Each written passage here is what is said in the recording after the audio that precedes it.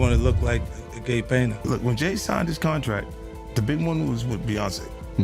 When he signed that contract, the marriage contract, he got trophies.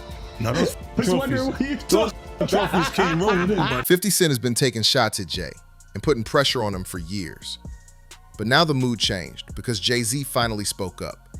He broke his silence with the video that got everyone talking. Everything changed after that video came out. Let's talk about the Super Bowl that almost didn't happen. For a long time now, something has been quietly brewing in the hip-hop world, and most people have missed it. This isn't just drama in rap or noise on social media. This is about having power. Two big names moving chess pieces behind the scenes, way beyond music and charts, and right into boardroom decisions. It's not about who had the best verse or who sold the most records in this case. It's all about power. It's about who has the power to let people in, who gets invited, and who gets locked out without knowing why. That's where the real fight is. This whole thing was even more tense because it wasn't an old fight from the late 90s that should have stayed buried. These are new, recent moves. 50 Cent says that something big happened behind the scenes that changed the game. He says that Jay-Z tried to stop him from getting on one of the biggest stages in the country, the Super Bowl halftime show, using his power. That's a big charge, and a lot of people were surprised by it. All of this goes back to February 13, 2022, when Super Bowl 56 was held at SoFi Stadium in Inglewood, California.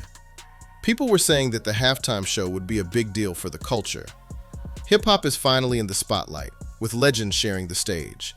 Then, out of nowhere, 50 Cent showed up upside down, bringing back that famous moment from his past and getting everyone's attention right away. And that unexpected entrance is where this argument really began to grow. The whole internet was going crazy over that surprise moment. There are memes everywhere, and the throwback energy is strong. But 50 himself says that famous look almost never happened, and the name he gives as the reason is Jay-Z. This is where the power dynamics really start to show. Roc Nation, Jay-Z's company, has been in charge of the Super Bowl halftime show since 2019. That deal gives him a lot of power over who gets chosen, how the show is put together, and the overall creative direction. That is not a small amount of power. This is the same stage that can change an artist's legacy in a single night.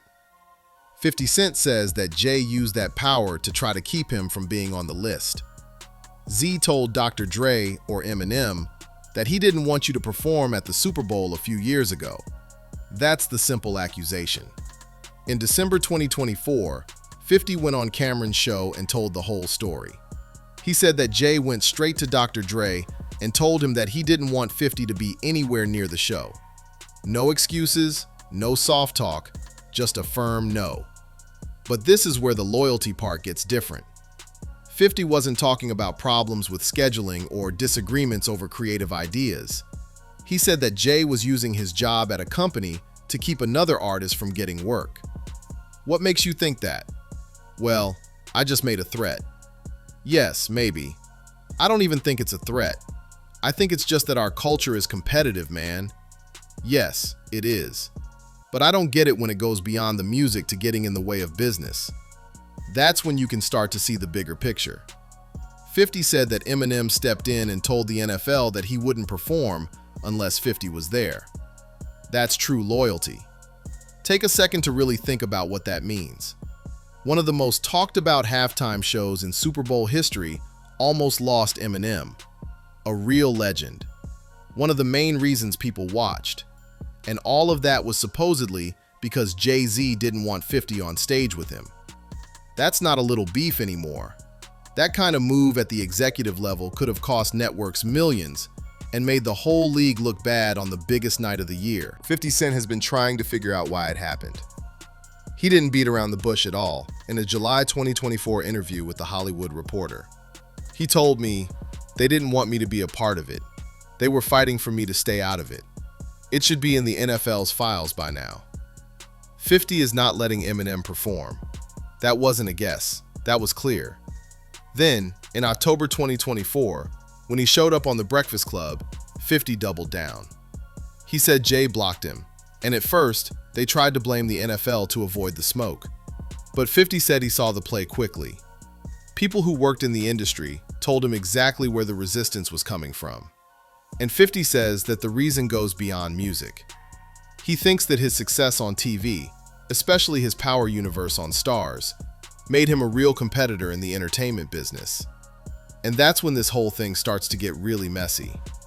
This hasn't been about Hot 16s or first week numbers in a long time.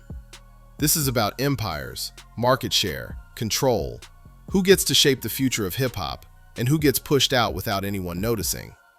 And that's when 50 Cent says things became very clear. He says that at first, the NFL took the heat from the public, but Roc Nation made the call behind the scenes. That shield was up early on. From the 50's point of view, the setup was neat. There is plausible deniability. He says he wasn't confused for a second, even though he kept his distance from the company. He thought he knew exactly who was in charge and why. And the silence that came after it made things even louder. 50 said goes beyond the music to get in the way of business. I don't get that then. Like right now, you're not even in the running for a spot. He still wants to be in the top 10 or top 5, even though you don't have a new song out. It doesn't make any sense. What are we competing for them? Let me know. Jay-Z has never talked about these claims in public.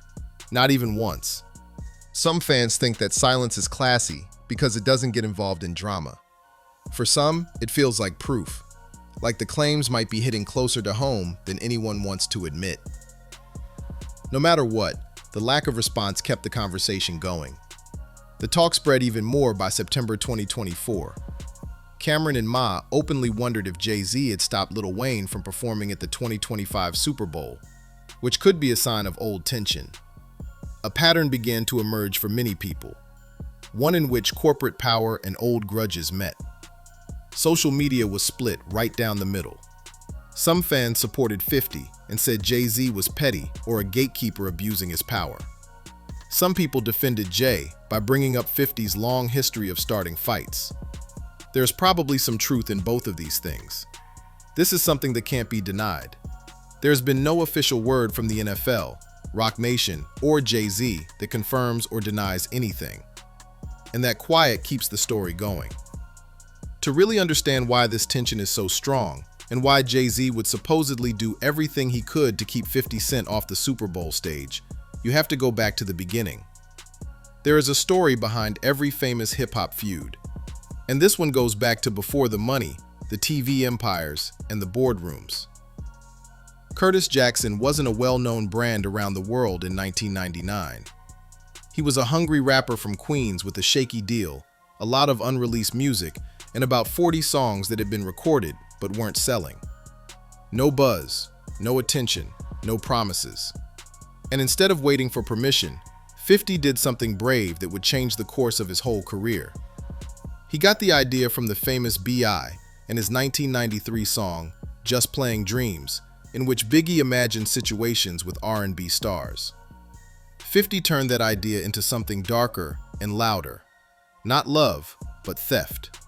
The end result was How to Rob. On that track, 50 thought about robbing almost every big singer and rapper in the business. Everyone was in danger. And yes, Jay-Z was one of them. Jigga just sold like 4 mil, one of the lines said. He has a reason to live. Don't want to put 4 through that door on the Bentley coupe. It was brave, foolish, and impossible to miss. That record went viral. DJs like Funkmaster Flex at Hot 97 played white label vinyls hundreds of times a week, and mixtapes flooded major cities. Everyone was talking about the brave kid from Queens who called out more than 40 artists by name overnight. Most rappers just laughed it off. Some people didn't pay attention, but Jay-Z did. He answered, and that answer quietly set the tone for a rivalry that has been going on for more than 20 years. Jay-Z stepped up at Hot 97 Summer Jam in 1999 and dropped a freestyle that became an instant classic. He used a clever money metaphor to put down his opponent, saying that he was real currency and 50 Cent was pocket change. This was a perfect example of Jay's cold, calculated style. Timbaland made the album It's Hot, Some Like It Hot from Volume 3, Life and Times of S. Carter, which came out in December 1999. It had the same jab on it. Jay doubled down, bragging about how much better he was than everyone else and making it clear that he thought he was on a whole other level in the game. 50 did not let that go. In 2000, he fired back with "Be a Gentleman," a direct response in which he questioned Jay's image and street credibility, saying he was playing a role instead of living it. He made fun of the idea that charts and fame automatically mean respect, which showed that he wasn't scared. The back and forth could have gone on longer, but life got in the way. On May 24th, 50 Cent was shot 9 times outside his grandmother's house in Queens. He made it through, but the consequences were severe. Columbia Records dropped him, and his first album, Power of the Dollar, was put on hold. That moment stopped the fight. Jay-Z's run stayed strong, especially with the Blueprint in 2001, while 50 spent the next 2 years healing, rebuilding, and flooding the streets with mixtapes. The tension stayed quiet, but it never went away. Then, in 2002, everything changed. 50 came back louder than ever, signing with Shady Aftermath, Eminem, and Dr. Dre. When Get Rich or Die Trying came out in February 2003 and sold 872,000 copies in its first week, the balance of power shifted overnight. It was clear that the takeover was going to happen soon. Tracks like In the Club and 21 Questions went diamond level big, with radio stations all over the US playing them non-stop. At that point, no one was doubting that 50 Cent was real. The real question was whether anyone could stop him, and Jay-Z clearly knew it was coming. Jay-Z told his own Rockefeller Records artists ahead of time in a 2013 interview on The Breakfast Club. He said, "I'm telling you, you all have a chance right now. Just flooded, put out a lot of music because 50 Cent is coming." That wasn't hate, it was fear and respect mixed together. After that, in 2003, there was an awkward truce. The two were in a Reebok ad together, co-headlined the Rock the Mic tour, and even worked together creatively. Jay rapped over 50's beats, but 50's Gun It sneakers sold a lot more than Jay's S. Carter line, according to 50 himself. But the tension never really went away, even though it looked like it did. 50 always made himself out to be the bigger global force by pointing to numbers that told a very loud story. He didn't stop there, though. 50 has been very clear about what he thinks is Jay-Z's biggest flaw. He says that Jay doesn't like to confront people directly and would rather put others in front of him than deal with problems himself. That criticism even made its way into image. 50 once called Jay-Z the coolest punk in hip-hop, which was a sharp contradiction meant to show that Polish and corporate calm don't always get respect on the street. 50 has always been clear about what he wanted to say. He thinks Jay-Z is like someone who plays chess instead of checkers. He avoids direct fights and uses corporate structures to protect himself while others clean up the mess. It depends on who you ask if that's a good strategy or a mistake. But that's what makes them rivals, their different styles. And that fight didn't end with music. 50 Cent did something in 2004 that changed the way artists thought about business forever. He teamed up with Glassell and chose equity over a simple endorsement check. Coca-Cola bought the brand for $4.1 billion in 2007. After taxes, 50 people are said to have walked away with between $60 million and $100 million. That action became famous. Jay-Z sold the rights to Rocawear to the Iconics brand group for $24 million in cash that same year. Both deals were big wins, but 50 kept saying that his vitamin water payday was the smarter, bigger one. The business shade kept going as both men built empires that fought for the same cultural space. In 2007, Kanye West released Graduation on the same day that 50 released Curtis. It turned into the most talked about sales battle in hip-hop history. Kanye won by a large margin, and 50 said that Jay was pulling strings behind the scenes and using his job at Def Jam Recordings to help Kanye. That accusation fit perfectly with the 50's long-running story that Jay is a powerful person who never gets his hands dirty. But in the last few years, the 50s have gone even further, getting into personal territory with a new angle that shocked fans. People were already upset about what he said about the Super Bowl, but what he said about Jay-Z's Grammy Award win has caused a whole new wave of outrage. 50 has gone even further by pushing a theory that really got people angry. He says that Jay-Z's 25 Grammy wins, the most of any rapper, have more to do with his marriage to Beyoncé than with his music. That accusation made a lot of noise and definitely sparked a debate. To be fair and correct, Jay-Z had already won 4 Grammys before he worked with Beyoncé for the first time. Not one, as 50 has said before. But the timing is what makes 50's argument stronger. Jay-Z has won 25 Grammys, and 21 of them came after 2004, when he and Beyoncé were working together, doing projects together, and building his polished mogul image. That timeline is real, and 50 keeps bringing it up. 50 connects this to what he thinks is Jay-Z's carefully planned change in image. He thinks that the Grammys reward how people see and present music just as much as the music itself. For years, he's been very vocal about this, and he often brings up Tupac Shakur, who had a huge cultural impact but never won a Grammy. To 50, that shows that the system prefers safe, marketable figures to raw voices. 50 has 3 Grammys himself, which could explain some of the doubt, but he says his criticism is bigger than his own feelings. He puts himself in the role of someone who is calling out an industry that values relationships and branding more than being real. And he didn't stop there. One of his most interesting points is that Jay-Z's image is similar to Jean-Michel Basquiat's, which makes it seem like Jay modeled his whole look and mystique after Basquiat's. Whether it was planned or not, it shows that 50 is ready to attack from all sides. He made fun of Jay's looks, doubted his authenticity, and even called 444 golf course music, which suggests that it was very different from the streets that made O famous. And yes, the memes came right after. People who follow hip-hop know that this is ironic. There are 2 men who came from nothing. Jay-Z grew up in the Marcy Projects in Brooklyn, and 50 Cent grew up on the streets of Queens. Both men built billion-dollar businesses just by wanting to. There should be respect on paper. Instead, they've been in a cold war for almost 25 years, which has gone from rap bars to boardrooms to social media jabs. 50 has been pretty consistent in how he talks about it, which is interesting. He said more than once that he doesn't really hate Jay as a person. When they see each other in person, they are polite. But 50 says that the problem is philosophy. He doesn't like how Jay-Z moves, using corporate power to settle personal problems while staying out of trouble. To 50, hiding behind business structures and polished branding isn't strength, it's avoidance. He thinks that Jay's clean image protects him from the consequences of his actions while others take the blame. That's where the real difference is. 50 built his whole personality around being the opposite. He wants to see the fight. He wants to feel the pressure right away.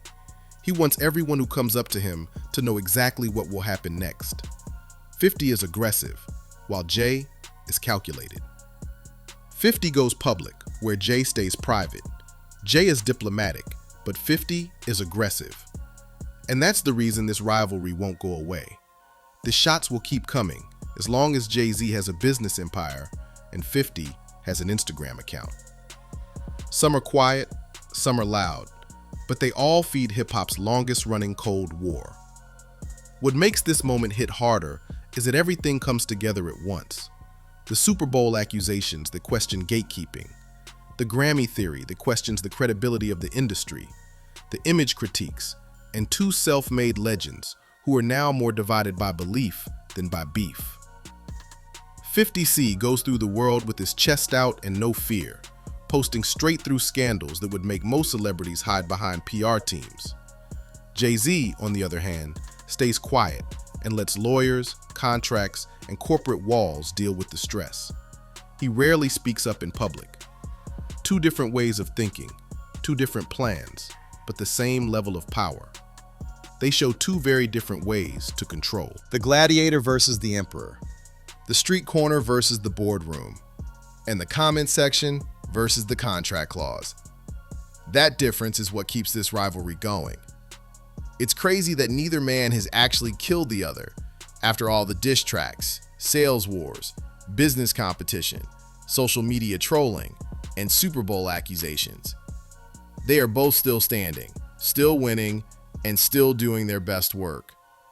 Both built empires that their younger selves probably couldn't even imagine. And whether they want to or not, they've pushed each other to grow. More sharp, smart, and hungry. That's what happens when two people fight for more than 20 years. At some point, it stops being about hate and starts being about what it means. Every man is partly against the other.